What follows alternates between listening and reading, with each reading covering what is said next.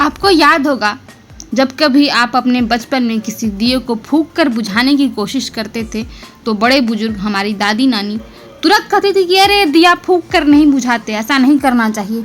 तो कभी आपने सोचा कि ऐसा क्यों किया जाता है? ऐसा क्यों कहते थे हमारे बड़े बुजुर्ग? तो दीपक में केवल लौ नहीं जलती, उसमें अग्निदेव का वास होता है। अग्नि ही वह देवता है जिनके माध्यम से हम यज्ञ में आहुति देते हैं, पितरों को तर्पण देते हैं और देवताओं को भी अर्पण करते हैं।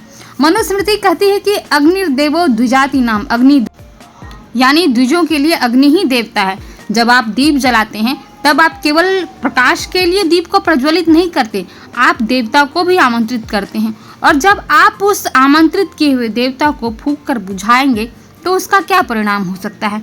फूंक यानी मुंह से निकली हवा जिसमें लार, अपवित्रता और अशुद्धियां होती हैं।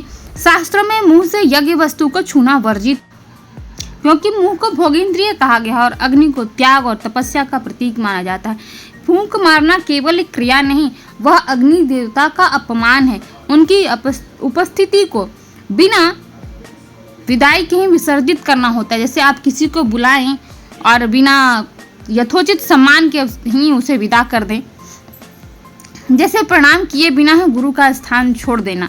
हमारे पूर्वजों ने कहा कि दीपक को बुझाओ लेकिन आदर से, हाथों से या फूलों से ढककर, क्योंकि अग्नि बुझाने का भी एक प्रक्रिया होती है। यही सनातन संस्कृति की गहराई है, जहाँ आरंभ ओम से होता है और अंत उसका श्रद्धा से होता है।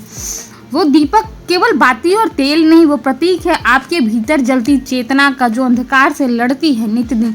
तो अगली बार जब आप दीपक जलाएं और या बुझाएं तो याद रखिए, आप अग्नि नहीं, आस्था को स्पर्श कर रहे हैं, आप ईश्वर को आमंत्रित कर रहे हैं, आप अपने घर की निगेटिविटी, नकारात्मकता को समाप्त कर रहे हैं।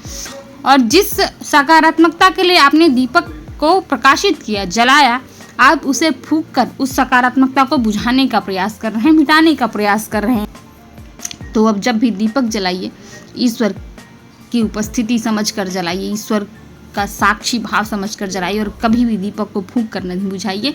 बुझाना ही हो तो उसका एक प्रक्रिया है, उसे हाथों से ढककर बुझाते हैं या फूलों से बुझाते हैं।